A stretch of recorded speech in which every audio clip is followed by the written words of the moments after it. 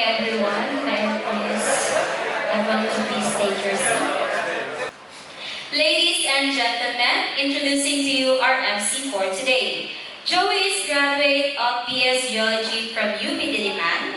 He is currently the president of the Philippine Mining and Exploration Association, PMEA, immediate past president of the Geological Society of the Philippines, GSP, and the past chair of the UP Geology Alumni Association, the UPGAA. He is an accredited, competent person for geology under the Philippine Mineral Reporting Code 2020. He is also accredited external verifier for Towards Sustainable Mining, or TSM, of the Chamber of Mines and a member of OSIMM. Currently the OSIMM International Representative for the Philippines, and he is also the CEO of the Crescent Mining and Development Corporation. Ladies and gentlemen, a warm round of applause to our MC for today, Mr. Joey Nelson Ayson. Thank you, John, for that kind introduction. No free lunch, so I have to do my part as MC. On behalf of the Philippine Mining Club, it's my pleasure to welcome you all on this 83rd hosting of the PMC Luncheon. I am Joey Nelson Ayson, your MC for this afternoon, and I'm really delighted to see a lot of guests, friends, and colleagues in the industry. We are honored also to have representatives from the DENR, MGP, valued members of the Philippine Mining Club, PMEA, I think it's a few years from the Philippine Mineral Industry Association, and thank you for being here to continuously support the Philippine Mining Luncheon and advancing meaningful conversations in the mining industry. Today's lunch is more than just a meal. It's an opportunity to learn from our distinguished speakers and to gain insights on what they have done and to foster stronger connections to networking. I encourage you all to listen to the presentations, engage with one another, and have fruitful advantage of the gathering minds and opportunities. We'd like also to extend our thank you to esteemed leaders and key stakeholders in the industry whose unwavering support and active participation in programs and events such as this luncheon continue to drive collaboration and pave the way for a progressive and sustainable future for the mining industry. I'd like to welcome Ambassador Lilia Albert, who has been our champion for the mining industry for so many years. The mining envoy in charge of mining, promoting mining. Usec for the DENR, Eleanor from the Canadian Embassy. Haven't seen any from the Aussie. From the Aussie Embassy. So thank you for joining the event. There are a few dignitaries here. I think I saw Chris Acosta from Primera. Any other VIPs I failed to acknowledge? Can you raise your hands so that I can acknowledge? Okay. We'd also like to acknowledge the presence of Yaman PH. These are students from UP, Ateneo, and Mapua in geology, mining, and metallurgy. Guys who are here, can you take a stand? From Yaman PH? Those on the left. So, please have a look at the people around you. They could be your future employers and colleagues once you graduate and pass the 4 exams. We will be issuing certificates of attendance for this luncheon, and you can request one from PMC through PhilippineMiningClub.com. All Q&A will be done after the presentations. Okay, so enough for the introductions. Let's go now to our speakers for first speakers this afternoon. We have guys from Hitachi from Indonesia. Salamat siapa kepada Philippines. They will have one presentation and they will just share one slide. So I'll introduce both of them at the same time. So Mr. Fajar Dewantoro, the Business Development of Hitachi Tech in Indonesia. A master's graduate in Business Management from Prasetya Mulia University and a bachelor's degree in geological engineering. A highly adaptable professional with experience across oil and gas, geothermal, and mining, specializing drilling, subsurface evaluation, and technical commercial development. He is focused on advancing energy technology solutions by integrating geology, operations, and strategy to support real-time decision-making in field operations.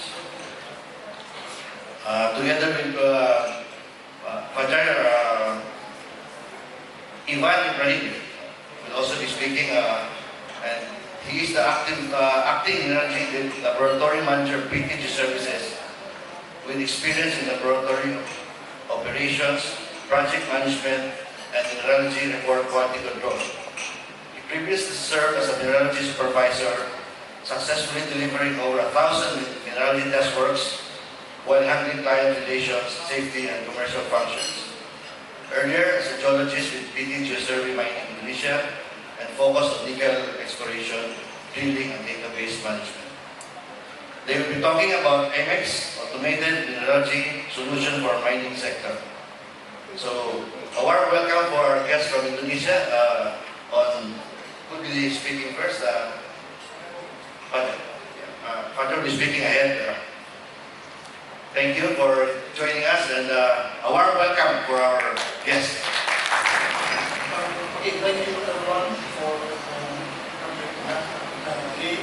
So today I would like to present our solution from Hitachi.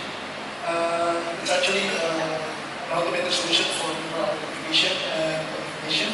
So maybe this is a great opportunity to share our knowledge also, to give our knowledge about solutions to the mining club today. So, yeah, maybe I'll just share a little bit about our company. So, I'm from Hitachi, Indonesia. So, Hitachi now is a huge global company. Maybe you've heard Hitachi from our daily electronics, such as refrigerators, PCs, and from the mining side, we mostly know Hitachi from heavy mining constructions. What I'm telling you is that we're transforming ourselves into a digital solution company. So Hitachi, as Hitachi Limited, we have business units from digital, machine energy, and mobility, and also industries. And us in Hitachi High-Tech Indonesia, we're actually we're the representative of the Hitachi High-Tech in Singapore. So our regional head is in Singapore. Our mainline business is trading, export import, but we are with the development of the Hitachi holding. So we're developing our business segments into energy sectors, development through our solution, which is Amix. And we have other developments, which is the sector, robotics, agricultural sectors, and also building energy sectors.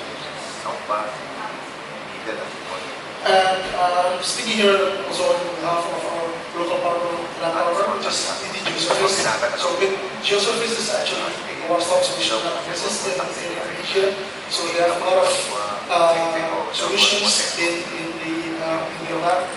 So not only for oil and gas, general industries, they cover also for gas and minerals. Their laboratory has vast lab analysis service. And one of the divisions that we're working with is the mineral laboratory division, which have our technology there, which is the scan electron microscope. So now they have like two scan electron microscope. So the first one is the defense lab, and the second one is the S2 that's now installed and ready to use in Geoservices. So maybe Ivan will talk more about Geoservices in general. But now we're going to our solution, which is MX. So MX stands for Advanced Material Identification and Characterization System. So it's actually a system developed by Procurement Analytics and also Hitachi Canada. It's the fourth generation of automated mineralogy. So before we have Geoservices, and now Hitachi advanced with the more advanced verification system. So it offers absolute facility, which the system itself is developed by the users worldwide, and it's designed for high throughput, so it can analyze more samples at the same time. So basically, this enables the user to have easier analysis within the mineral samples. So the software itself includes our suites. So there's an X-Tools investigator. It helps the users to operate the system, the hardware, which is the scanner microscope, easier to see the software itself. And we have the X process. So the X process enables you to analyze the minerals within the samples. The X process itself, we have more than 10,000 mineral analyses separated. So it's easy to analyze the and we also have the recording tools. So this recording tools is actually different to the client, so the user itself. That's a free software that can be accessed. So the raw data from the analysis process can be seen in the recording tools. All the statistical data, information data of the mineral sample. So how it works is actually there's 3 steps of data warrant in the annex itself. So the data automation and the data collection is from the equipment, from the scanner microscope. So the scanner microscope provide the DSC image, which then gets reduced. The data collection is then classified within the annex process. There's a lot of mapping codes within it, so based on each within each sample input, if it's a fine-grained sample or coarse-grained sample, we can choose which mapping stage you want. The basic image will then be reduced, and the background will be supplied within the samples. Then image data itself will get the mineral map qualification, and then the data will then be modified within the analysis process. So the workflow is we can analyze 3 types of samples. So the samples is the thin section, then rock samples, also powder samples. In this case, the rock samples and also the powder samples is then will be prepared within the resin epoxy, and then put into our scanner microscope, which then will get the image data using the X-ray and also the SCM. The image data and the SCM will match the database. So the Amex itself has around 10,000 database inside it, and will generate data and also quantitative output within the results. So the output of Amex will be model methodology, mineral map visualization, and also recovery assays. So all the minerals and elements within the samples can be generated, can be seen as quantified within the sample itself. And we can also see the mineral grade, particle size distribution, also the cell composition within the minerals shape itself within the samples, and also the mineral locking, duration, and association of the samples. The samples is the mineral itself is actually associated with another mineral within the sample, and most of the mineral will be furnished and sold for the mining companies and the mineral processing companies. So here I found we will talk more about the usage and the case application within the mining and mineral processing. There's understand more about the improvement by using advanced mineralogical technique, automated mineralogy, as Fajar said, to understand the mineral we are dealing with. So I'm using this system since 2008, and it might be the first automated mineralogy system in Indonesia actually, and well, we're kind of mastering it ever since.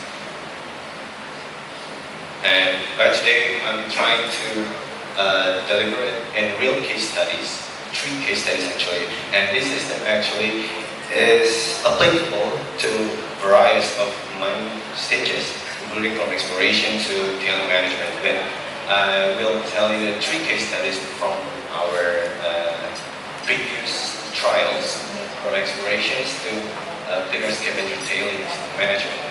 So we need to understand first, well, as in here,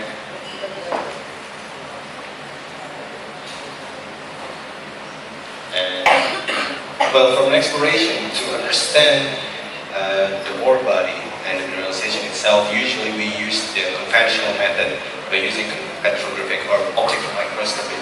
The drawbacks by using the conventional methods is the hardship to understand and determine the mineral itself, because each mineral has their own, optical behavior. I may determine one mineral as quartz, maybe Fajar will determine another. So by using the system, as seen on the first samples, the vast majority of minerals is opaque, right? Covers the maybe 40% of the first samples, but we don't know what minerals is in. And while the second samples may have clay, alunite, or quartz. Then we move it further with the SEM methods, so we can understand the opaque mineral is the pyrite in the first samples with small grades of copper and copper sulfide. While the second samples, we may have the chalcopyrite with inclusion of magnetite in it. The difference is by using SEM, we understand PMC level or flame level prior to the light or heavy minerals will show you the differences of both types of minerals. While this first samples may contain quartz as the ground mass, second samples oligoclase. But by using the automated mineralogy system, we can modify it, percentage of each minerals in the samples. How many pyrite in the first samples that we may know? It is around 40 samples with an association with alunite, quartz, and inclusions of copper within the pyrite. On the other hand, in the second samples, we may have another type of sulfide, but this one is not the iron sulfide, but more to copper sulfides, with the copper and inclusions of chalcopyrite in the second samples, and in association with the quartz and potassium feldspar. Automated mineralogy also provide extensive essential data. So we know the most of copper-bearing minerals in the second sample will be contributed more by the copperite instead of the chalcopyrite. The second case is for usually in the physical study. We don't want to be overgrind during design. So it is very important before we overgrind or we less grind, given trees mineral of interest, chalcopyrite, copperite, and pyrite, we need to understand the behavior during certain grinding sizes. In this case, we are using 3-4 fractions, plus 300 microns, plus 180, plus 75, and minus 75. Each mineral may have different behavior during the grinding. For instance, the first one, chalcopyrite, may greatly increase the liberations. Liberations is the degree of how free mineral, the ore mineral is free from the gang. It's the degree of liberation. It's very essential to understand. It's not always we rely on the high grades of the certain minerals, let's say 0.5 or 1.8, but we need to understand the behavior of the mineral itself.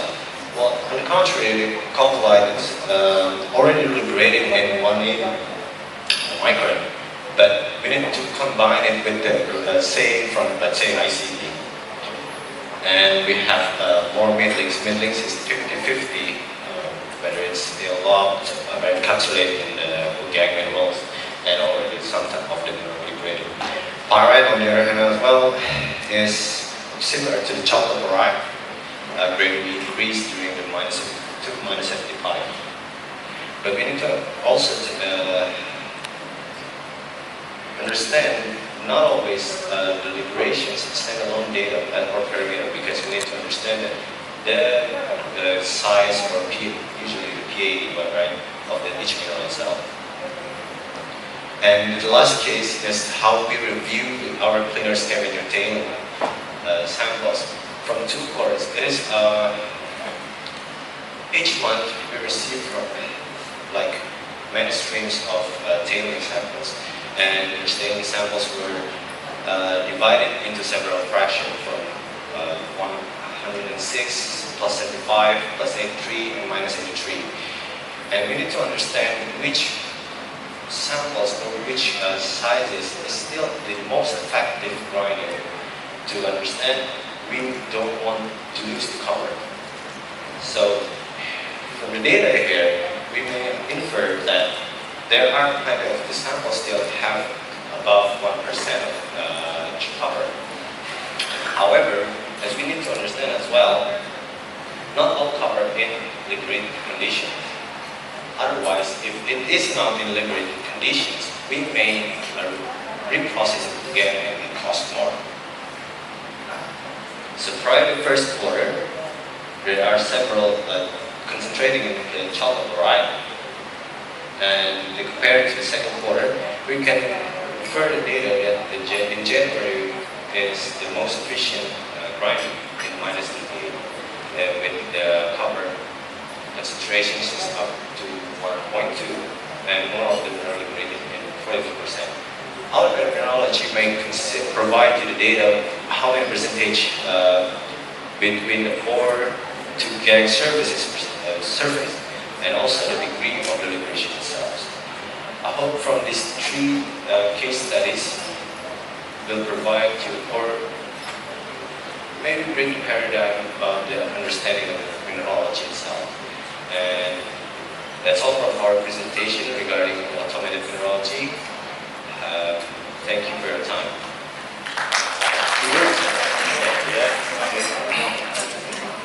Okay, for the much awaited keynote speaker this afternoon, Usec CP David, or Carlos Primo David, CP as we call him.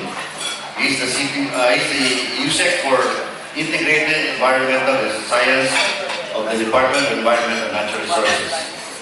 He's also a licensed geologist from the school where I come from, and currently he heads the Water Resources Management Office of the Department of Environment and Natural Resources.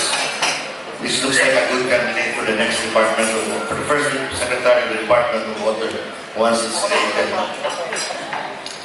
CP is on secondment from 2015 to 2017 to the DUSD, where he concurrently served as Executive Director of the DUSD Fisher Innovation Council and Officer in charge of the DUSD PNRI, Nuclear Research Institute.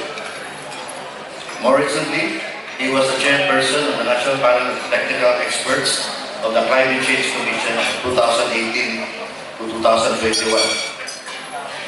CP used to serve as project leader consultant of various local and internationally funded projects relating to research on water resources, flood management, as well as policy formulation for R&D monitoring and climate resilience program. He received his PhD in environmental science and geology from Stanford University in 2003. And CP will be talking about natural resources development strategy. And let's welcome CP. Warm applause. Thank you, Joey. Okay, this time slot is very difficult, having a big lunch and a round of beer. But I hope that most of you will start to listen. And we've been talking about the mining sector for almost forever. And a viable solution hasn't been put forward. And that is the reason why the mining sector hasn't taken off. So for today, allow me to present 20 minutes worth of slides, and hopefully we get something out of it, because I assume that all of you are here because you still believe that the mining sector can be a big contributor to economic development of our country and a catalyst for community development. I hope I'm correct. You are. What I'll talk to you about is mining, but before we talk about mining, I'll talk about two other sectors that I was also in charge with in the last 3 years in the DENR. And for everyone to see that there is progress that can be made. Maybe not in mining, but in other sectors, and we look at our experience in terms of how we were able to develop these other sectors and get something out of it and reflect on mining afterwards. Next slide, please.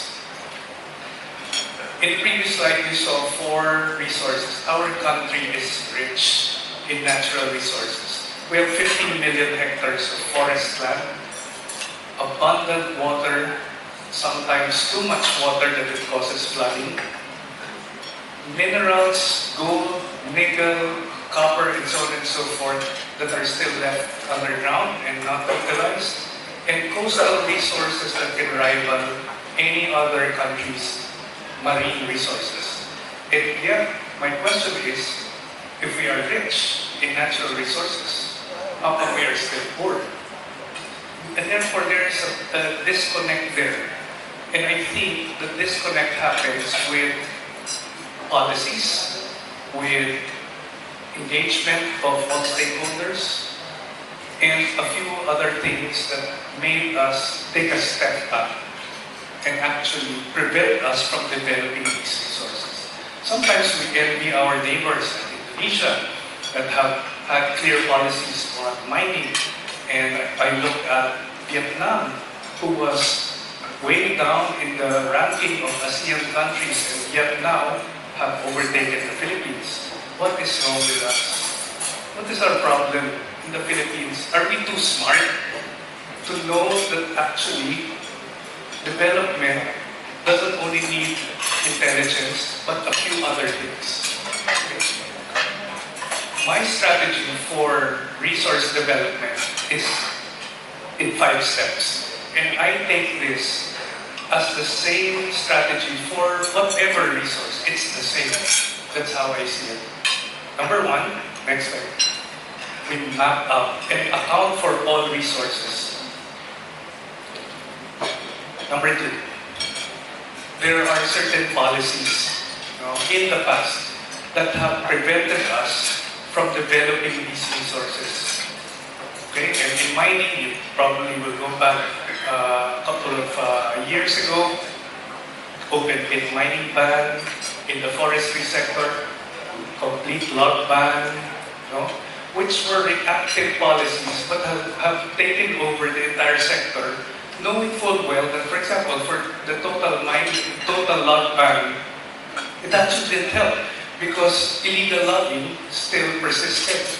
And yet we sacrificed a viable and vibrant industry, the wood sector, when we did that policy. And up to now, it still remains. Next. We improved the application and the regulatory procedures. Arguably, and Usec Mike is here to attest because he saw it from government and he saw it from the private sector. Mabagal naman talaga yung permits natin. There's so many paperwork that needs to be done. And many of you already know why the process is tedious. And this is the avenue where the under-the-table deals can be made. Right?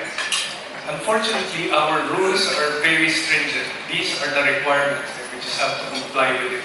We try, we try in DENR to reduce it. Sometimes successful, sometimes not. But that should be a core strategy if we want investments to be made in these sectors. Number 4, we insert environmental sustainability safeguards. Because if we open the floodgates to development without the necessary controls, share of government, share of local government, environmental protection, then we would end up with just wasting our resources for short-term economic gains. And last but not least, number 5, we develop these projects through government initiatives. Very important. Government should be the one to push for development and partner with the private sector. We shouldn't step back and sit down and wait for the private sector to propose projects. Why not government offer the private sector? These are the available projects that you can invest in. Have you seen something like that in the mining sector, wherein we offer projects? I don't think so. But what I'm telling you now is that for the other sectors, we have done so already. Okay? We offer these projects for investments. And I hope that in the mining sector, we can do the same. Next. Let's talk about water, because for water, this is one of my mandates in the DENR. The control over the sector is pretty much intact and single-handedly done by an office in the DENR. In 2023, an office called the Water Resources Management Office was created. And all other agencies with water-related functions, like the National Water Resources Board, the Local Water Utilities Administration, LUWA, the 530 water districts, and WSS are now all attached to this office under the DENR. So there is some control over these different agencies, and we can now act as a single entity to push for the water sector, the development of the water sector. Next slide. So the 5 strategies are now in table form. We map and account for all the water. We unlock policies. We do policies that unlock the development of water resources. We improve the procedures, what are our sustainability strategies, and also development strategies. This is for water. We opened this in February of 2024. Opened the investments in water in Feb 2024. Next slide, please. So I won't go through the entire table, but you will see a lot of checks there. We accounted for all the water. Every single river, creek, lake, dam, reservoir, etc. all accounted for. Who uses it, how much is being used. Number 2, unlocking policies.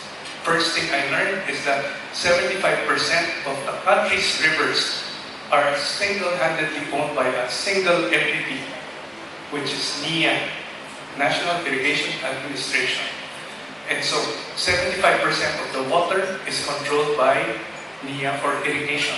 But everyone knows that there is a lot of farm conversion already. From farms to dwellings or households. And therefore the water that is now owned by NIA are no longer needed. Secondly, we do not irrigate 24/7, 365 days of the year. In fact, during the rainy season, all our farms are rain-fed. There's no need for the water in the dams. What we did was to try to convince NIA at first. I'll tell you the story that actually happened. I went to NIA, administrator, and he said, NIA administrator, I think you have excess water in your dams. May I be able to use it and convert it into domestic water use? And he said, no, there's no excess. There's no excess in the dams. No, you cannot use them. Okay. And then I went back to the office and went back to NIA again. What if, I said to admin, what if I only use the water that overflows from the dams of NIA? For sure, you are not able to use it anymore. And he goes, no, those rarely happen, that our dams overflow. And I said, no, right now it's overflowing. No?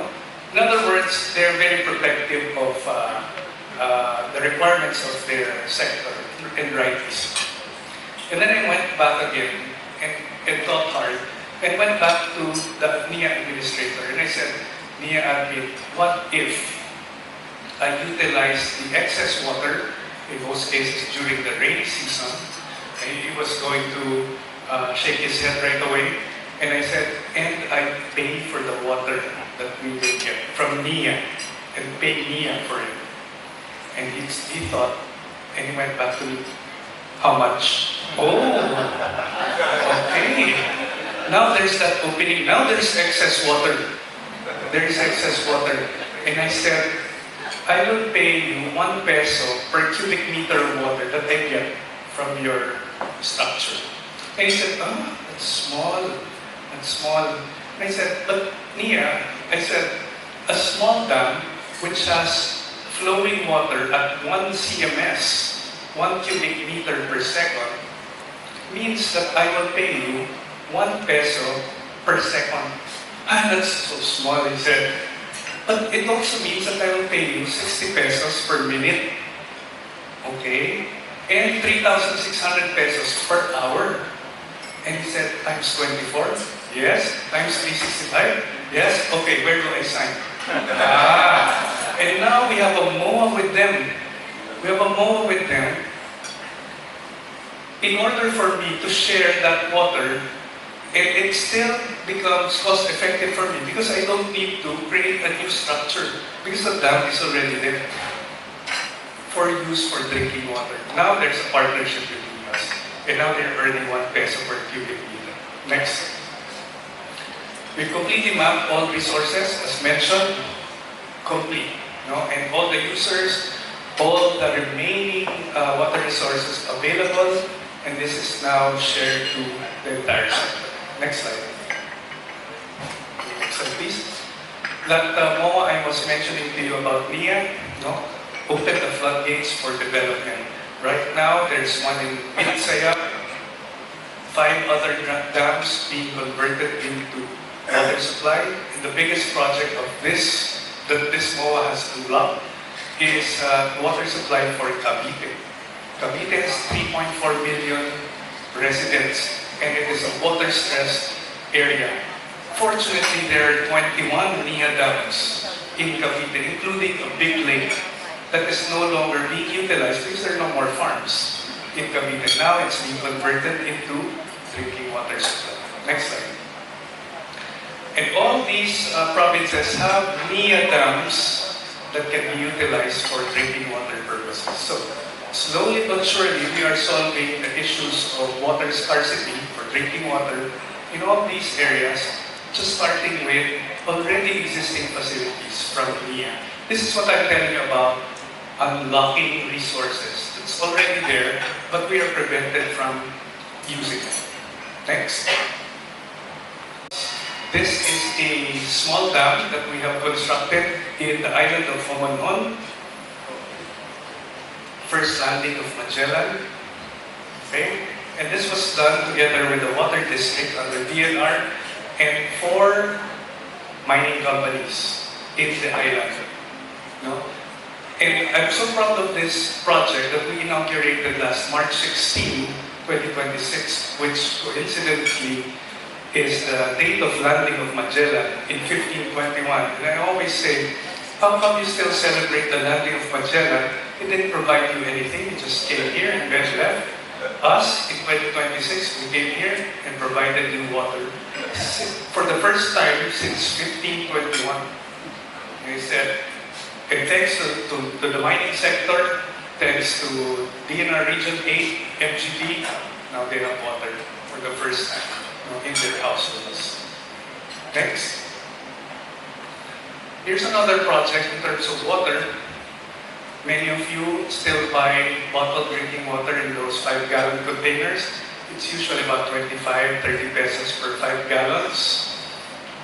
We've been installing these water refilling stations in these government corporations, the water districts, and those are the locations of all these water refilling stations. Effectively, we have reduced the price of drinking water by half. Because if you can, next slide please. If you can see the pictures here, these are the water refilling stations that we have installed. Next. Next slide. Next. Next. And if you will see the banner here, they are now selling that bottled water at 16 pesos. But if you're the first 100 customers, it's only 10 pesos. Effectively cutting the price of water, drinking water by half. So these projects are very small, but it has that impact on the ground because it now becomes affordable for them. Next slide. This one is a project with our friends from Macaferi. Okay? Because of the whole flood control issue that happened last year, no? And I'm sure our foreigner friends have seen the spectacle, no, in the Senate and in Congress. Okay? There is some positive that came out of it. The first positive is that in 2026, we canceled all these nonsense flood control projects. No more. Not a single one. The second thing that happened is a realization that the river dikes that we have been installing is just one of the potential strategies, but other strategies have not been explored just yet. Fast forward to 2027, all flood control projects to be done by government, DPWH, will now have to pass through DENR. And our imposition on these types of projects is that it has to serve multi-purpose use. It should be flood control plus water supply. So this is the rendering of one project that we will now start in Nueva Ecija. It's a low-height gabion dam acting as a retarding basin during times of flooding. And at the same time, we close the gates during the last rain event so that we will have water supply during the dry season. So this will be a series of cascading small dams, and it will help in irrigation, potable water, aquaculture, ecotourism, and so on and so forth. One single flood control project is about 150 million pesos. And we replaced it with this kind of structure, roughly around 10 million pesos. So I can create 15 of these in comparison to one flood control project. And DPWH, for the first time, because they're so low in morale, this is now the entry for us to impose on a different type of project, multi-purpose use, nature-based solutions, land use planning, and so on and so forth, as our strategy for flood control. Okay, so there's something good that came out of the flood control next slide. Just 2 weeks ago, I received this memo from the President. I don't know if I can share it, but anyway, it's there. The President simply said, okay, we know of all the water projects that you have been doing. Please list down your priority projects for government funding, essentially government funding plus PPP. Okay, so this will now open even more large-scale projects, medium-sized dams, reservoirs, bulk supply, and so on and so forth. It will now happen because the government realizes that the impact of investing in this sector redounds to benefits to the people. Next slide. One other sector, forestry. I'm a geologist by profession, and the mining sector is my sector. And yet, I find it that the other sectors are more willing and supportive of new regulations and new strategies. So we will have to reflect on ourselves again. I know because you're in the private sector, you look at government and you always say government is the problem. Now I'm giving you examples from other sectors where government is actually doing something good. And therefore, when we go back to mining, if government can do something good in these other sectors, how come it's not, or very slowly, doing it for the mining sector? Maybe it's not government anymore. That's the problem. So that's one reflection. Forestry. What is the solution to forestry? Next slide, please. Next slide. So, same table. a single policy that we passed in 2025 called the Sustainable Forest Land Management Agreement changed the whole landscape in terms of forestry. Next slide.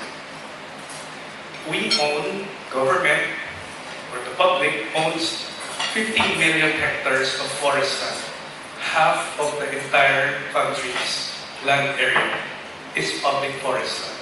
For the longest time, DENR has been trying to reforest these areas. And I shouldn't say this, but we're not very successful. We've increased our forest cover by 5% over 14 years. A small drop in the bucket with a budget of more than 50 billion pesos, 5% increase. So, a realization that maybe that's not the best strategy, but the best strategy is to actually engage the private sector to help in reforestation. How can we do that? How can we force the private sector to do reforestation? It's through this program here. First and foremost, we identify areas, those in red, and you can see a lot of them in Caraga, also in southern Negros, but pretty much all regions have forest lands that are degraded and can be areas for investment. When we say investment, you can do agroforestry, timber production, you can do carbon, you can do solar or wind power, you can do agriculture, okay? Ecotourism, grazing, and so on and so forth.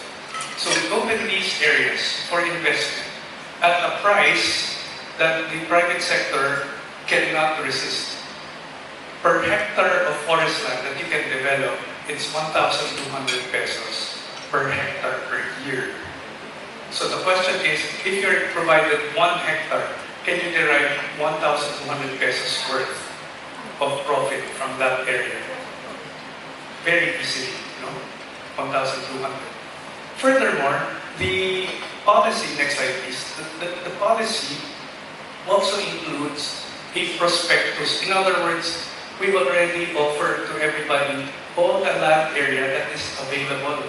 No? You don't have to go to DENR and ask where are the areas available. It's published in each and every parcel, like this one here in Zambales, next slide. For example, those cluster parcels there, total of 1,500 hectares. Location, nearest city. If you're doing solar, you need to know where the nearest substation, electrical substation is. What is the current land cover, grassland? Is MCIP there? Are there IPs? Because it's an extra permit. And we say yes, 15% of that area, you will have to talk to the IPs. But if you don't want that extra hassle, just develop the 85%. Are there mining tenements? Is it a protected area? How many people are there? In other words, per parcel, we give you information already so that you can start weeding out and selecting your areas where you want to invest. Okay? So, this is what I'm telling you about government offering investment opportunities. We're no longer just waiting and asking private sector, oh, where are you interested in? No, we're offering it on the table. These are the areas where you can develop projects. Fast forward to today, less than a year since we launched this, there are 160 applications for sustainable forest land management agreement. And we've approved already the first few. I won't mention the company, but several hundred hectares for renewable energy and mixed use development in people. Okay, so it's working. Now we are able to utilize forest land, which have remained idle for the longest time. The next question will ask me, okay, then we will start losing our forest, right? Because they will now start developing it as agriculture or solar and so on and so forth. The policy includes the imposition on whoever will invest in it that 50% of the land area will have to have a forest cover. If the area that you have selected already has a forest cover, you are now in charge of protecting that forest to remain. If there are no forests in the area, you are now in charge of reforestation of the 50%. And you can still earn from it. Carbon credits, from intercropping in trees, you can plant fruit-bearing trees, and so on and so forth.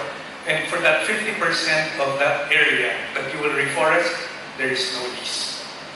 You don't pay for lease, only the 50% that you will utilize for other purposes. And so now we have a line of all applications for sustainable forest management agreement.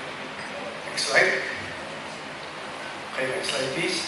Okay, even more information. We give you the latest satellite image. Next slide. And if possible, we give you a view of the area that you may want to invest in. Okay? So, this is a part of a prospectus for all those that are interested in agriculture, agroforestry, and general development of forest land areas. Next slide. Now, we go to mining. And I hope I provided to you examples from two sectors wherein, number one, government is now the catalyst for offering projects. In mining, have we done that? No.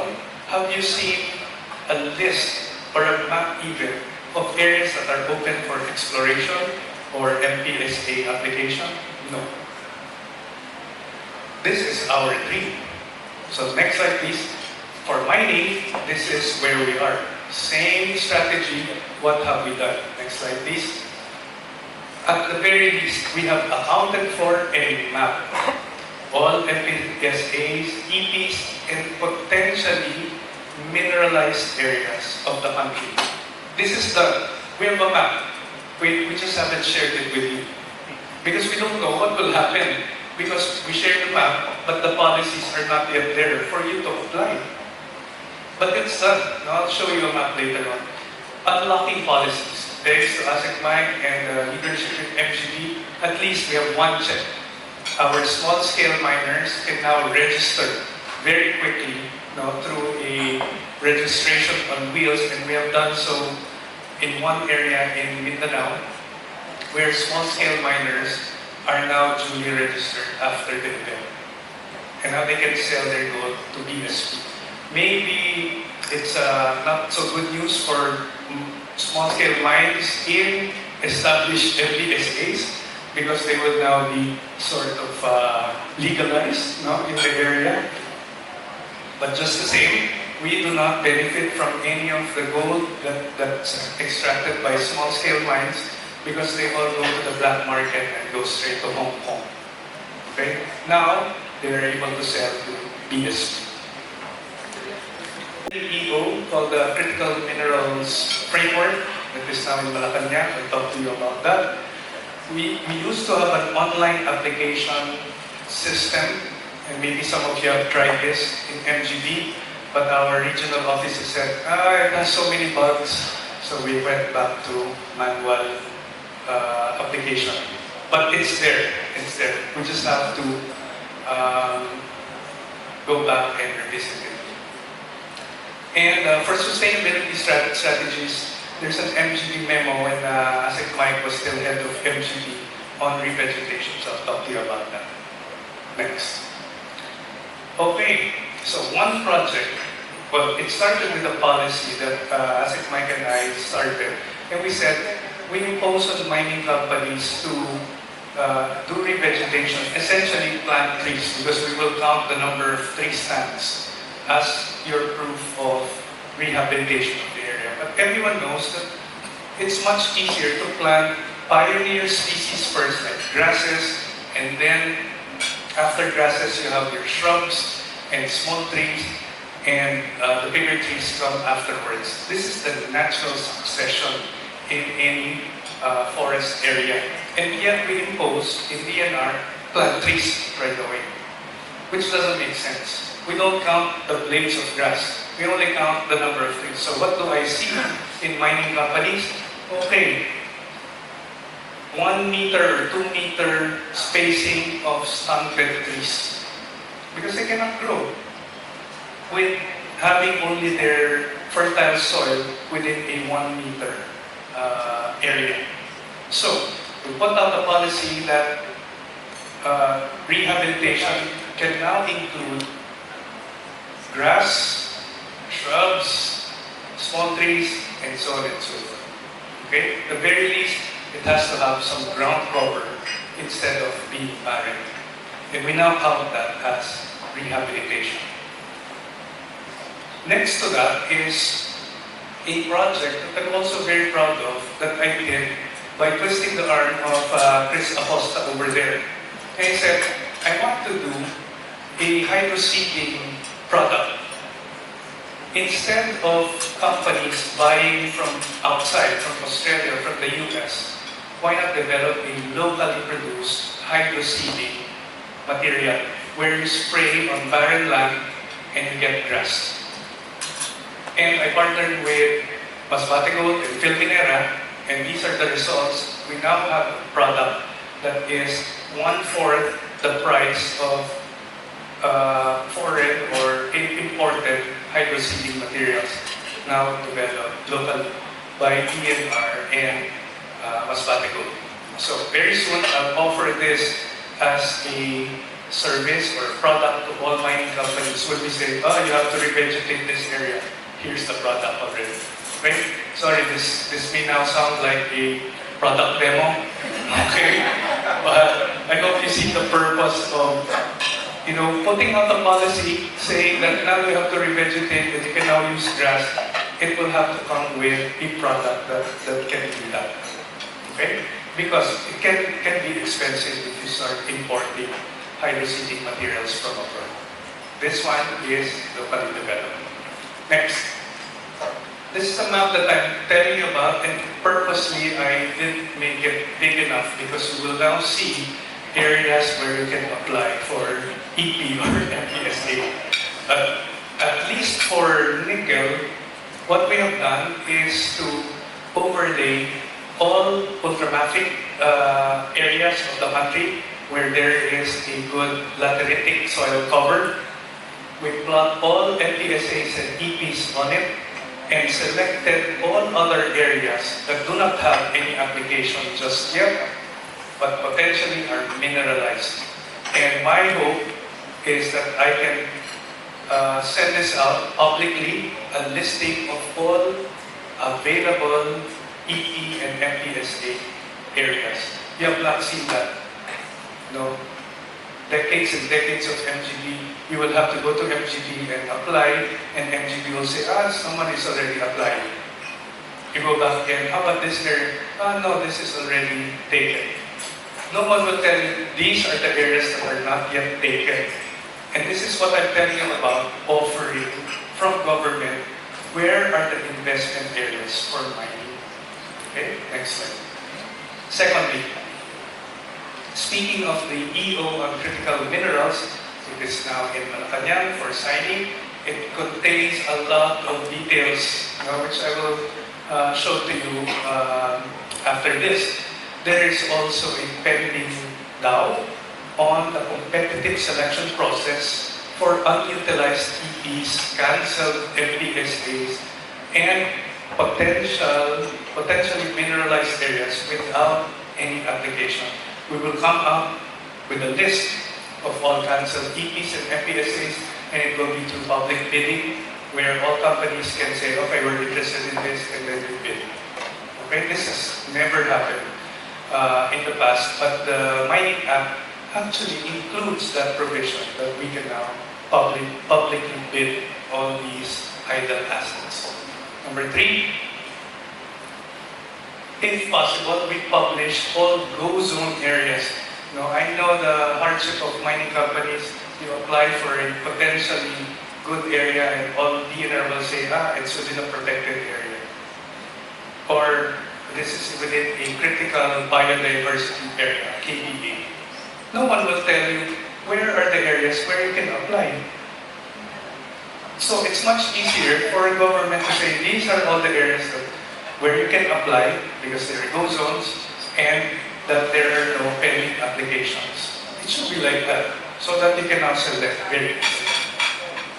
Other activities, next week, coincidentally, is another forum similar to this, but this time with our friends from the other side of the fence, the environmental NGOs and the anti-mining groups. So I'm speaking to them, like what I'm doing to you today, and hear them. What is the issue, in terms of mining? Why are you anti-mining, and why is it that you are preventing development in communities that need economic growth, and mining is the most viable solution for some of these communities? And at some point, after hearing them and after hearing you, and this is the difficult part, I let you meet with them. It will be a huge debate. It will be entertaining at the very least, okay? But I'll bring the big guns from the mining sector, Ambassador Dept, Ms. Annie D, to talk to JP Garganera of anti-mining, all the NGO groups. And sabi ni Annie, okay, we will face them, right? Okay, there you go. Gusto niyo ba manood yun? Maybe I'll televise it in YouTube so that everyone can see the debate that's happening.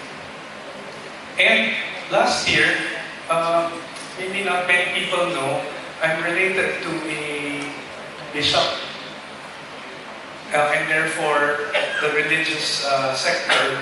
I had a connection, and I broached to my uncle, what about the dialogue with the church, who is also very vocal in terms of anti-mining efforts? He said, why not? And he appointed a group called the Laudato Si group to talk to them and ask, why are you anti-mining?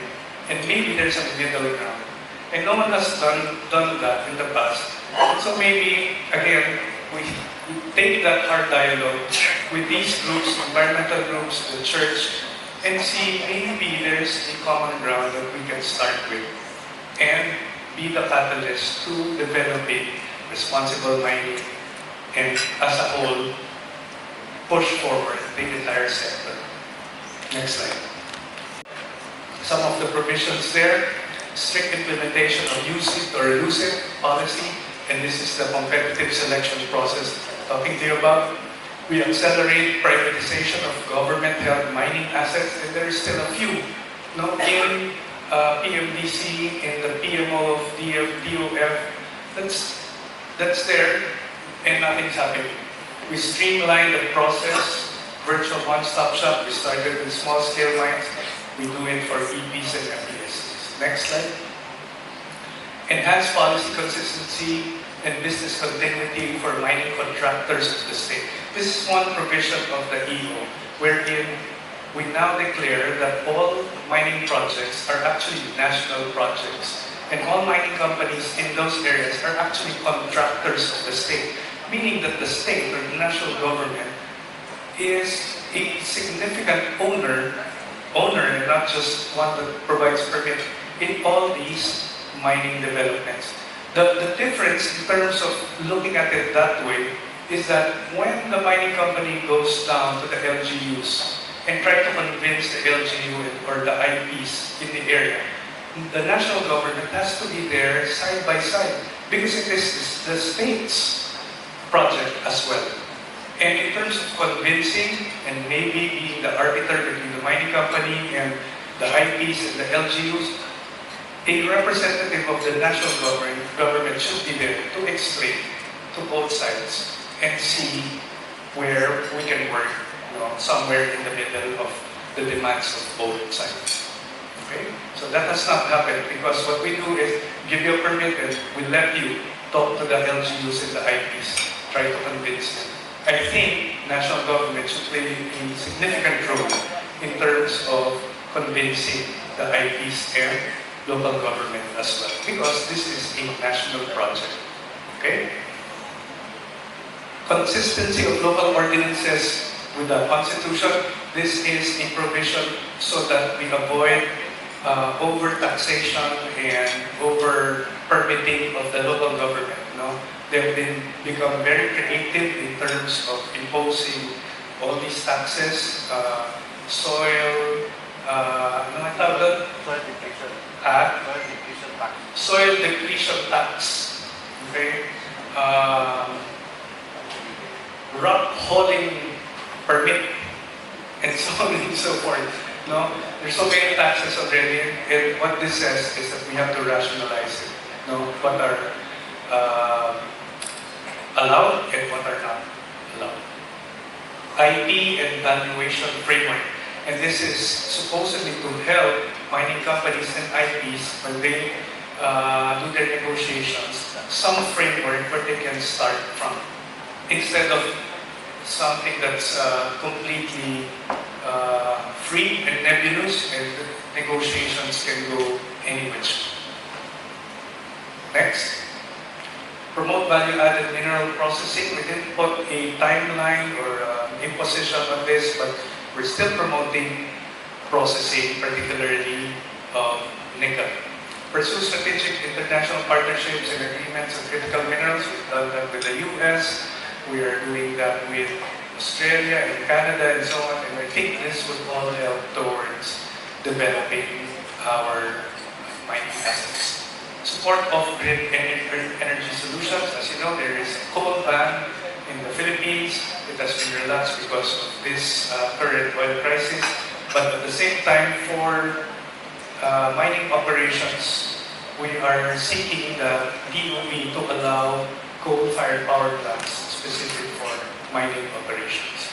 And ensure responsible and sustainable mining. These are all the provisions that actually balance development and environmental protection. I think that's my last slide. Next slide, please. So, at the end of the day, there are efforts. And I hope that you saw that in other sectors, it's working.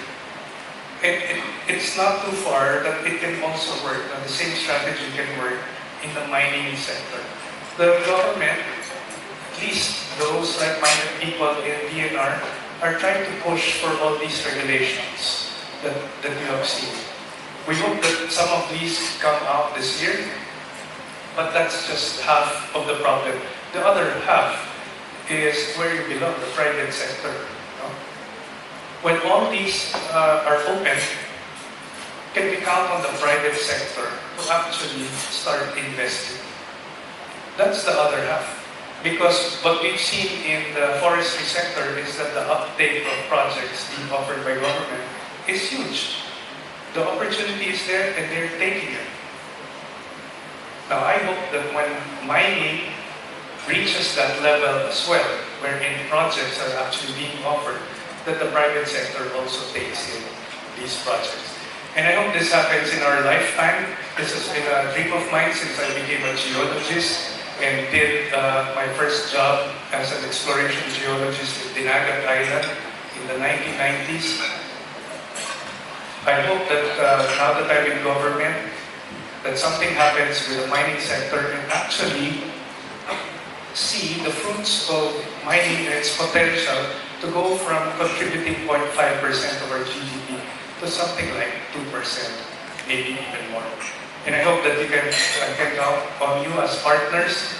We've been at this for a very long time. It's time that we look at a different strategy and develop the sector that we truly believe can be a catalyst for our national growth. Maraming salamat po. Your process, it's a bit more, very technical, but I would just want to know how effective it is and how cost effective if I can bring it here and how much will it cost to have your process be set up in the Philippines. By the way, there are also the work labs here. That's the assay, the photo assays. How cost effective would that be in exploration? Well, I'm trying to elaborate in the answer. The cost is not only measured by certain amounts of money, but also time duration of completion of certain works.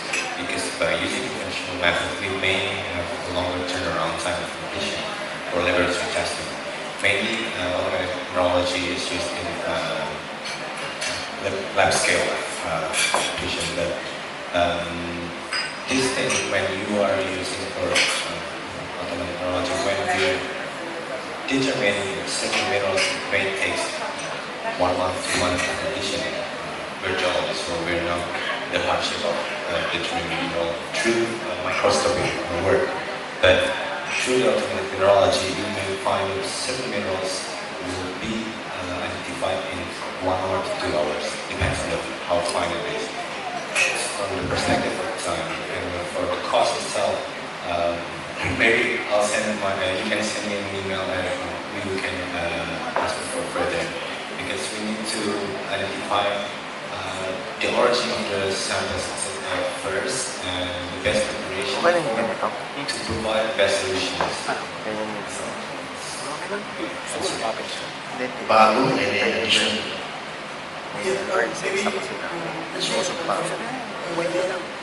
And this collaboration with Geoservices, we as Hitachi, we don't really try to sell the equipment itself of the STL products.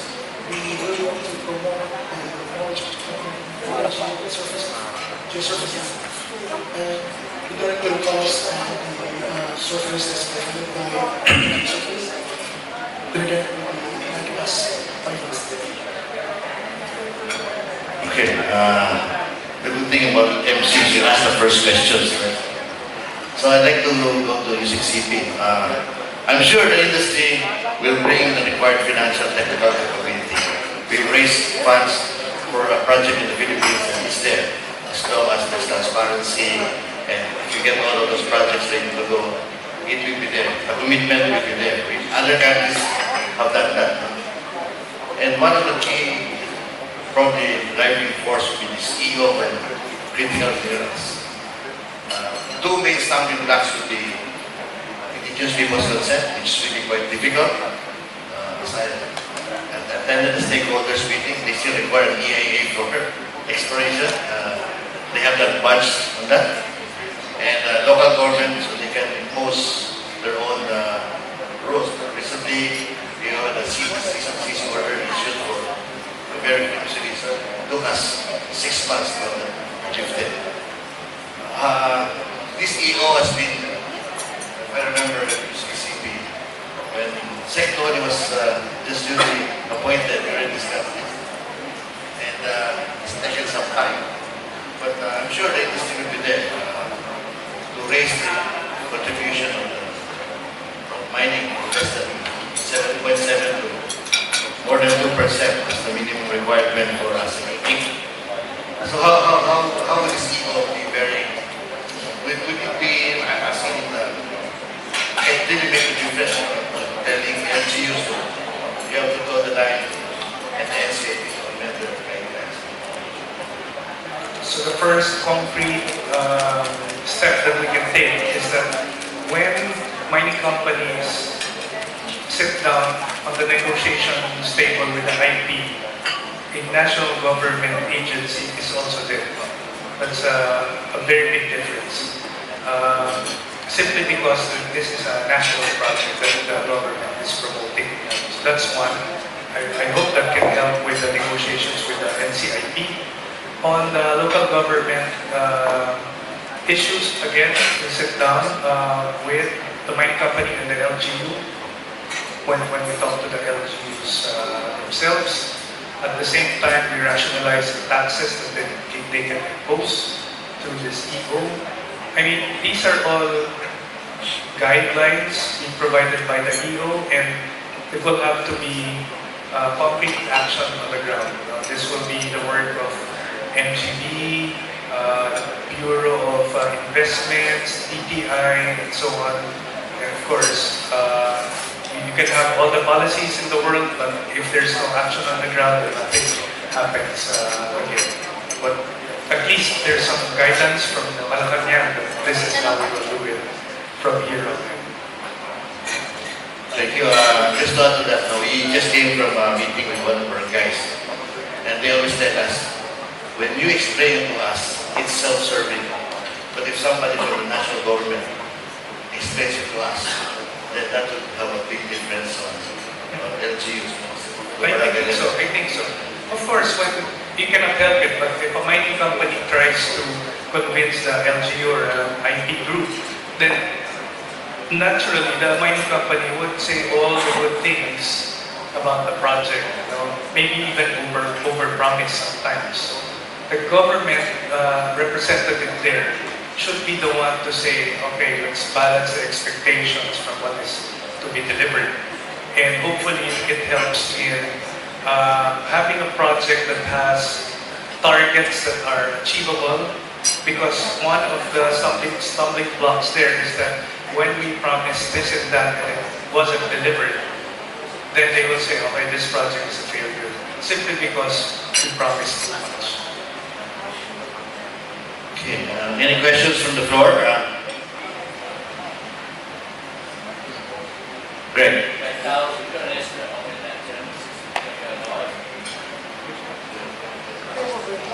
Oh, the tenant system. Oh, we are ready in MGB. We have an initial list of, is it 30, as it might, 30, 40 mining assets, and I looked at them. Some are big mining assets that have not been developed. It's idle and it's already to be cancelled and to be offered to the private sector. So we're ready. We're just waiting for that administrative order to be signed and we release it. The original timeline for that was October of last year to release that list. But unfortunately, we haven't signed the DAO yet. We'll go back to our new secretary, who is more knowledgeable and more, I guess, a supporter of the mining sector. Hopefully he signs it within the next few weeks. I think that's the CSP, competitive selection process, on getting your non-moving. Because that's already part of our old DAO. Use it or lose it. That's always been, it's always the implementation of that DAO that has been the problem. Correct. So the CSP DAO has all the guidelines in terms of how you apply, how it's evaluated, and the release of the list. Now, I can tell you that there are 5 big copper gold assets there that I think you will be interested in. Numerous nickel laterite deposits, and a host of other assets that I think are viable, but they were simply not developed by the previous MPSC owner. Any other questions? Digi. Good afternoon, Usec. Thank you for the very comprehensive and positive presentation, and we look forward to the immediate approval of the executive order. My question is that among the concerns also of the mining companies would be the involvement of the legislature. They often come up with mining bans, and they also come out with inquiries on mining projects, specific mining projects. I don't think I saw that as being a provision or relating to that in the executive order. I was wondering how the executive and the legislature would be coordinated in the approach to the mining policy. Of course, there are separate branches of government that the executive cannot impose on the legislature. But I think the solution there is to actually calm down and talk to those who are feeding information to our congressmen and senators. And these would be the groups, church, the NGOs. If we do that hard conversation with them, I think we will move towards the same direction. Yes, putting in safeguards for mining development, but at least there's no more hard stance that mining is bad. That's a deterrent for any operations even before you start.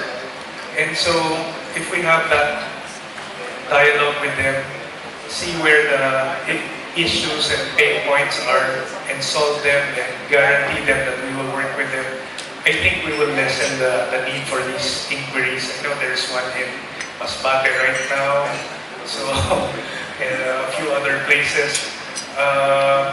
That's how I will tackle the issue. Thank you. Any other questions? Good afternoon, Usec. I'm Attorney Balitor. It's good, sir, that you cited as one of the problems the disconnect between the national government and the local government. And I understand that under Executive Order 79 that was issued in 2012, that was already an issue that was raised. And the same direction was set, which is to make them more aligned with each other. But as you said, more concrete actions have to be made. And I'm just toying with the idea that these local government units are able to flex their muscles and move out away from the direction of the national government through the power of the issuance of business permits. They are able to prevent government projects, vital government projects, by their mere refusal to issue government permits. So I'm just toying with the idea that is it possible that if an MPSA issued or a national government permit is issued, the business permit may be dispensed with? Okay. Now I'm reminded of one visit I made in Japan with a meeting with my counterpart in Japan. And I asked him the same question I asked you earlier. You know that the Philippines is rich in natural resources, but we are poor. And I asked him, my Japanese counterpart, why is that? And I was expecting an answer along the lines of because your government is corrupt, because your industry is poorly developed, you don't have expertise. None of that. You know what his answer was?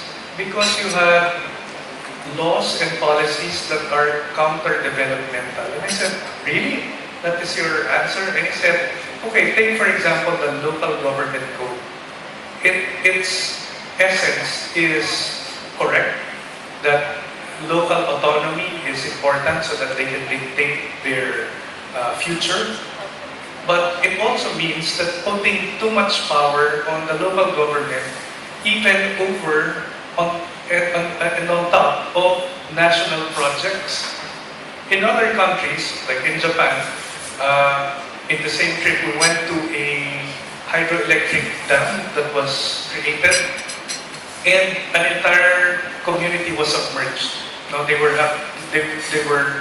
relocated, and we went to this relocation site where the new city was, and asked the mayor, did you agree with the project, the hydropower dam? Same with any mining operations, I guess.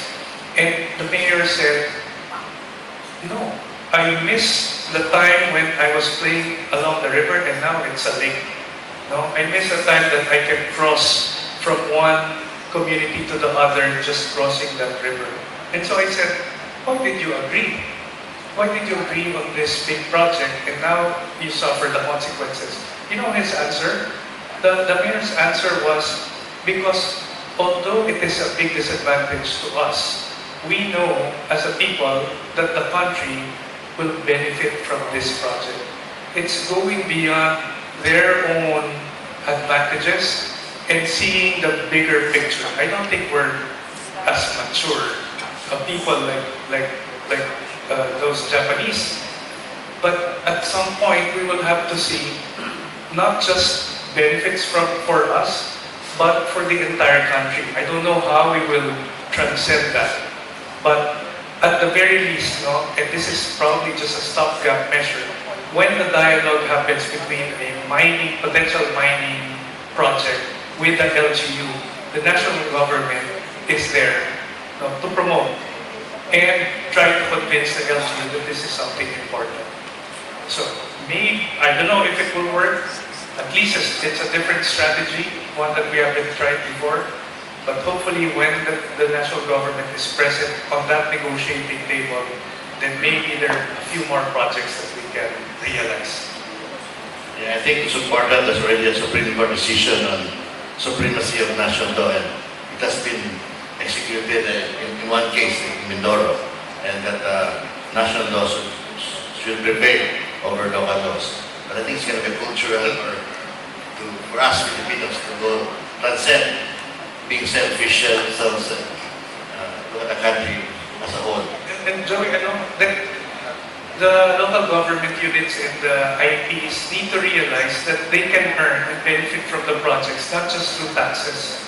There are other avenues. For example, I'm reminded of one activity we had with the Canadian embassy. They brought in their IPs to the Philippines to talk to our IPs. And you know what stuck to me when the IPs from Canada were talking? They said, we actually don't rely anymore on the royalties. It's small. What we imposed on the mining companies is that we take part of the allied businesses that are required by the company itself. So we now are the delivery unit of the food of the mining company. We control the rental of equipment, heavy equipment. And so they earn from all these allied services required by the company anyway, and no longer just rely on their royalties. So hopefully our IPs can see it that way, instead of just asking for our share. Why not take part of the actual development of the project? I think that they already have a professional team to manage their funds, the royalty there from the companies, and then they reinvest it even into the company itself. That's right. Because, And by doing that, they become part of the operations itself. It is now to their best interest that the operations continue because their business runs on their business. any other questions from the floor? Alan. Thank you, Undersecretary. Thanks very much for the presentation. And I'm sure that our clients are encouraged by the changes in the laws, and hopefully, as a contractor, we'll get more work. My question relates to the licensing of small-scale miners. Now, as we know, there are small-scale miners who are operating illegally on mine sites, MPSAs, EPs, etc. Now, by those guys getting licensed, does that then give them some sort of license to work illegally, or do they have to work outside on other claims? May I call on Usec to answer that? Good question. I may call on Usec. Maybe Usec, you want to answer the question to Alan. So the question, we're putting you on the spot. The question is, we are now quote-unquote legalizing small-scale mines so that they're able to sell to the BSP. What happens now when these small-scale operations are actually operating within an MPSA? And therefore, it will be to the disadvantage of the MPSA owner of legalizing the small-scale miners. That's the question. And Mike. Anyway, what we did as far as the issuance of the interim small-scale mining contract is basically focused on areas that have been nominated as Minalmayan. Meaning there has been a declaration that these areas are for small-scale. The only reason why we had to go through an interim small-scale is because of two items. The NCIP consent is just so difficult to get, and of course the ECC. Those two things are the stumbling block for those that have been given a declaration of Minalmayan to come up with service contracts. And what we did as far as this program is, we simplified most of the requirements. One page na lang. It's like a checklist for an environmental work program, the checklist for a mining work program, the checklist for a mineral processing program.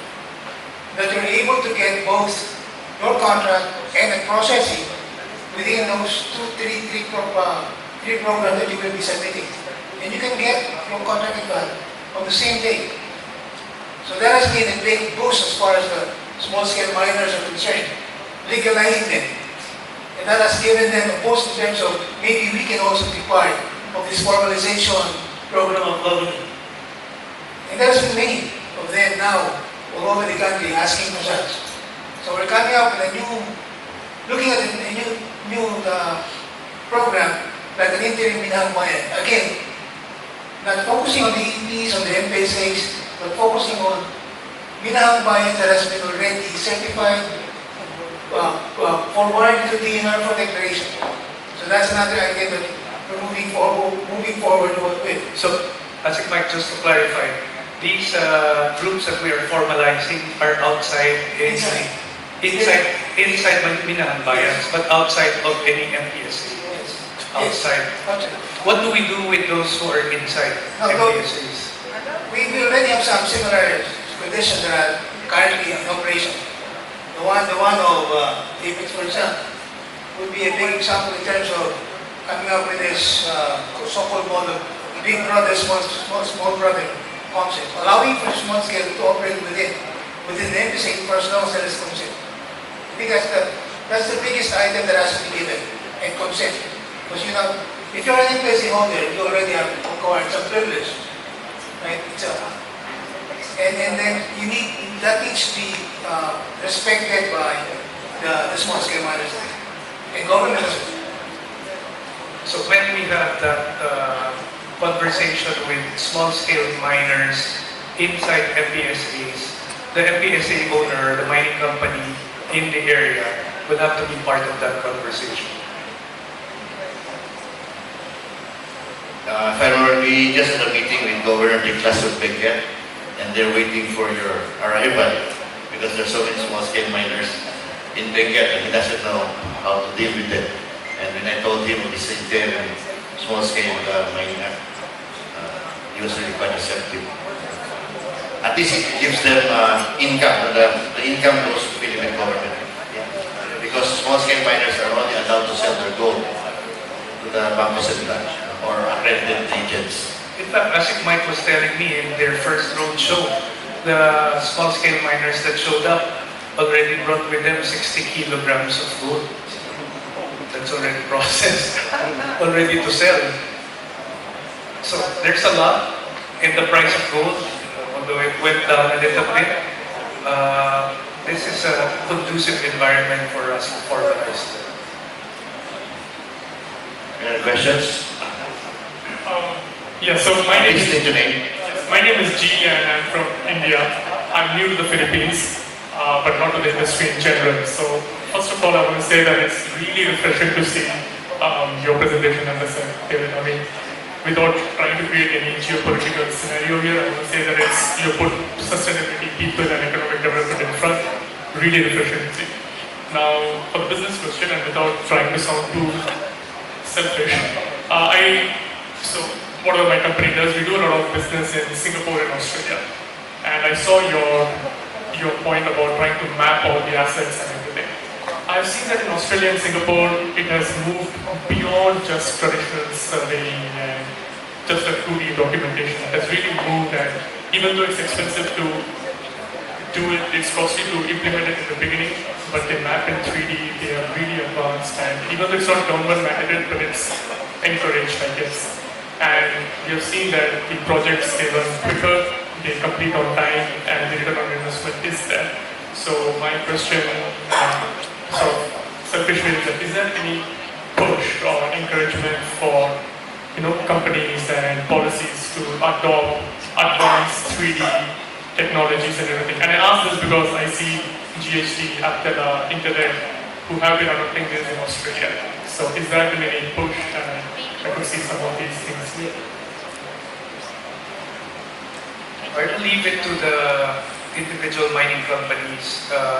And definitely, if it makes sense, if their work and process becomes more efficient with new technology, then there's no need for government to push for these new tools. On our end in government, we're always on the lookout for new technologies that we can use for surveillance, for monitoring, for mapping, and so all companies that think that they may have a product or a service that may be of use to us, are most welcome to visit our office.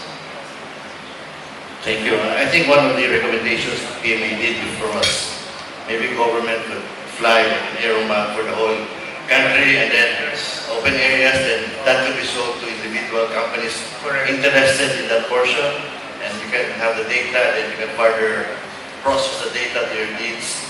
Something like that, like in the oil industry. Correct. So in 2024, I pushed for funding for not nationwide, but initially just Central Mindanao, an Aeromax survey for Central Mindanao that the government will fund and share with the mining companies of the information that we will gather.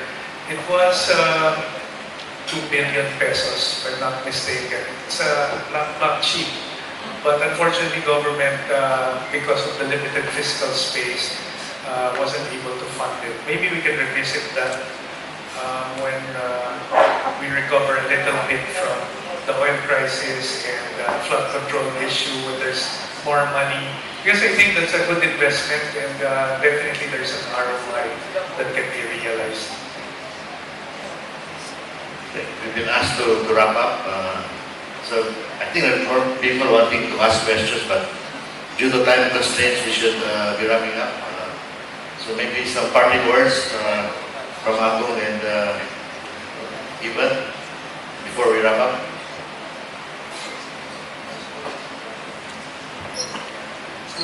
Thank you, everyone. It's been good. It's our first time experiencing the Philippines. It's really nice to see that the government also is trying to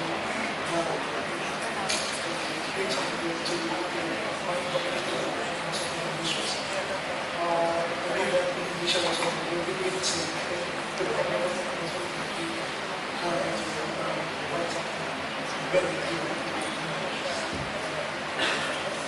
CCP. First and foremost, I'd like to thank everyone for spending their Friday afternoon having this conversation again. Sometimes it becomes repetitive that we talk about the same issues, but I hope that you saw that there are new strategies that we're trying to employ. It has worked in other sectors, and I'm very hopeful that it will. Mr. Fajar, terima kasih